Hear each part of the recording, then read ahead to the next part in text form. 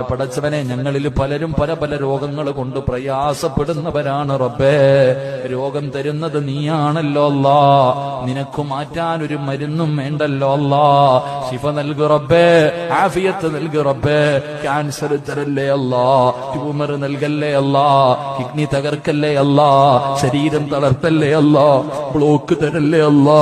കിടന്ന കിടപ്പിൽ കിടന്നു മലമൂത്ര വിസർജനം നടത്തേണ്ട അവസ്ഥ വരുത്തല്ലേ റഹ്മാനെ. ഈ ദുനിയാവിലിട്ട് നരകിപ്പിക്കല്ലേ പടച്ചവനെ. മറ്റുള്ളവർക്ക് ഭാരമാകുന്ന ജീവിതം നൽകല്ലേ റഹ്മാനെ.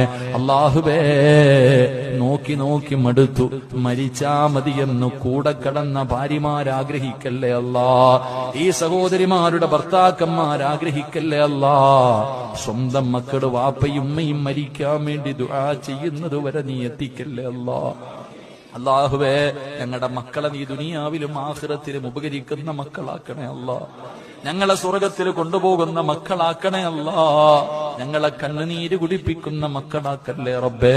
ഞങ്ങളെ നാണം കെടുത്തുന്ന മക്കളാക്കല്ലേ റബ്ബേ. ഞങ്ങൾക്ക് സ്വർഗം വാങ്ങിത്തരുന്ന മക്കളാക്കണേ റബ്ബേ.